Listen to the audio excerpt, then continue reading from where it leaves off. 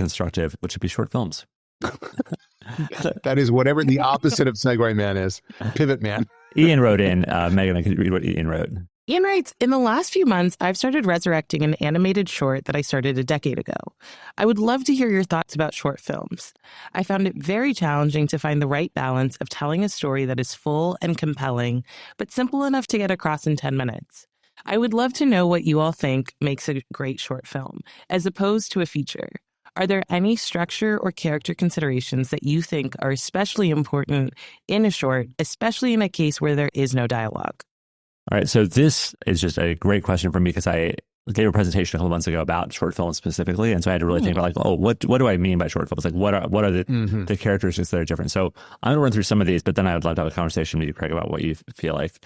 My basic premise is that short films are like jokes. They have setup, they have development, and they have payoff, and they need to have all three things, whether they're funny or whether they're horror or whatever the nature of them is. They are like jokes in that way. That setup is meeting your hero and their deal, which has to happen very quickly. Development is the change and the escalating consequences.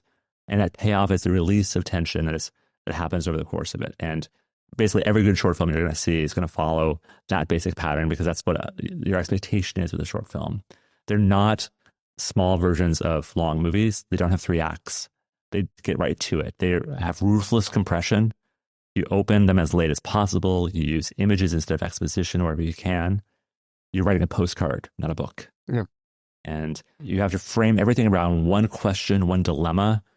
There are no subplots. There are no supporting characters. And you have to make sure you are showing versus explaining. It has to be, even more so than most movies, you need to be able to understand what's happening if you didn't have the sound on. It just has to really unfurl in a way that you quickly get what the question is and what the resolution of the short film is.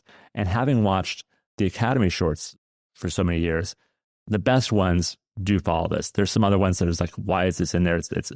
They're tedious and they're 25 minutes long. Right. But the best ones do follow this pattern. And I like that. Like a joke, like a song. Yeah. They are very focused. So Ian, animation is great for short films. Ian is working in animation. And one of the reasons why is because animation tends to be pure story in no small part because it's expensive. Every frame costs something. So you want to make sure it's dense, calorically dense, gets to the point, delivers. Short films often do have ironic endings, twist endings, surprise endings. And they also do give you space to do things without dialogue. Yeah. So when you look at a movie like Flow, which is not a short film, they were able to do that without dialogue the whole way because animation is so evocative that way. Wall-E, very little dialogue until suddenly there's a lot. But yes, in a short film, you have a chance to be a limerick, a song, a joke, whatever you want to call. Like, look at the other short forms of other things. Short stories, which are some of my favorite stories, are great lessons for anyone making a short film. Read Shirley Jackson. So 3 short films I want to steer in and our listeners to. First is Lights Out, which is a horror short that later became a feature. But it's such a simple premise of like, there's a monster that comes every time you turn the lights out. It gets closer and closer. Paperman, which was I think probably won the Oscar, black and white short film, no dialogue, gorgeously done. And then The Long Goodbye, which is a Riz Ahmed short film. I don't remember if he directed it or not, but he stars in it. And it just seems like a slice of life, family in a house, and then terrible things happen. And the setup and payoff is brilliant. So examples of like 3 very different short films, but they still have that core thing, which is that they're very clear in what they're trying to deliver.